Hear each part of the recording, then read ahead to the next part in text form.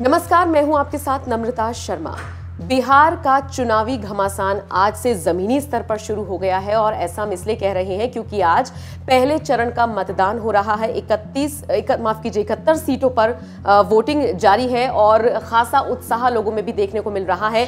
लोग अपने अपने घरों से बाहर निकल रहे हैं और अपने पसंदीदा प्रत्याशियों को चुनने के लिए, उनको सत्ता में देखने के लिए वोटिंग कर रहे हैं। लेकिन इसी बीच आज पहले चरण के मतदान के बीच तमाम रैलियां भी होनी है।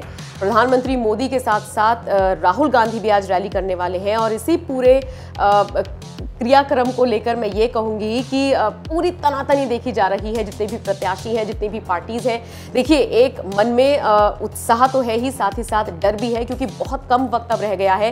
महज 10-11 दिन रह गए हैं जब पूरी तस्वीर सामने होगी कि जितने दिनों से ये पार्टियां मेहनत कर रही थी वो ग्राउंड लेवल पर उसका फल उनको मिलता है या नहीं। इसी बीच रणदीप सुरजेवाला ने निशाना साधा है जेडीयू पर। सुरजेवाला ने कहा है न सिर्फ जेडीयू पर बल्कि उन्होंने प्रधानमंत्री मोदी पर भी तंज कसा है। क्या कहा है सुरजेवाला ने, बताती हूं आपको। प्रधानमंत्री नरेंद्र मोदी, अगर आपने थोड़ा सा भी विवेक आप में बचा है तो मां दुर्गा के भक्तों पर गोली चलाने वाले और उनकी हत्या करने वाली सरकार को बर्खास्त करके जाइएगा। इसका मतलब रणदीप सुरजेवाला ने मुंगेर कांड को याद करते हुए प्रधानमंत्री पर तंज कसा है और उन्होंने कहा है कि मां दुर्गा की भक्ति में जो लीन भक्त थे उन पर जो गोलियां चली हैं, जिस सरकार के राज में ये सब हुआ है, मैं उम्मीद करता हूं कि आप उन्हें बर्खास्त करके जाएंगे। यानी कुल मिलाकर वो ये कह रहे हैं, बीजेपी को ये सलाह दे रहे हैं कि भैया जेडीयू से अब आप अलग हो जाइए। नीतीश सरकार को कहीं ना कहीं घेरने की कोशिश कर रहे हैं। इसके अलावा रणदीप सुरजेवाला ने यह भी कहा है, अगर नीतीश कुमार और सुशील मोदी की सरकार को प्रधानमंत्री ने बर्खास्त नहीं किया तो यह साफ हो जाएगा कि कहीं ना कहीं उनकी प्रत्यक्ष या परोक्ष चरित्रता इसमें है, यानी कि उसमें इनका भी हाथ है।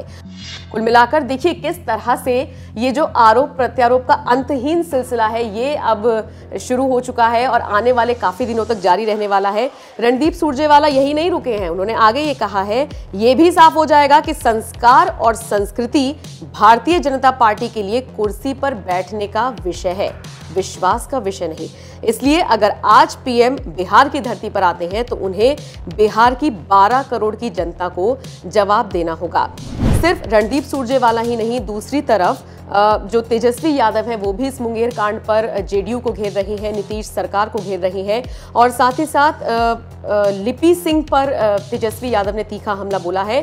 तेजस्वी यादव ने कहा है, लिपि सिंह जनरल डायर बनने का अधिकार कहां से लाए हैं, कौन उन्हें इतनी शक्तियां दे रहा है कि वो इस तरह से किसी भी के ऊपर फायरिंग कर सकते हैं, किसी को भी इस तरह से टॉर्चर कर सकते हैं और उनके खिलाफ कोई एक्शन नहीं हो रहा है। तो इतना ही नहीं, तेजस्वी यादव ने नीतीश कुमार पर भी निशाना साधा है। उन्होंने कहा, बिहार के मुख्यमंत्री होने के साथ साथ वो राज्य के गृह मंत्री भी हैं, तो उन्हें इस मुंगेर की घटना पर पूरा जवाब देना होगा क्योंकि अल्टीमेटली जवाबदेही नीतीश सरकार की ही है।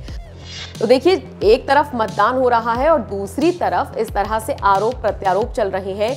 यकीन मानिए ये जो चुनाव हो रहे हैं ये बहुत दिलचस्प है और सबसे ज्यादा दिलचस्प इनका नतीजा होने वाला है। और इस बीच जिस तरह से ये वीडियो लीक हो रही है, जिस तरह से आरोप लग रहे हैं, एक दूसरे पर छिटाकशी हो रही है, ये बिहार की जनता को ज्यादा इफेक्ट नहीं डाल रही है क्योंकि बिहार की जनता ने मन बना लिया है कि भाई इस बार सत्ता में किसको लाना है।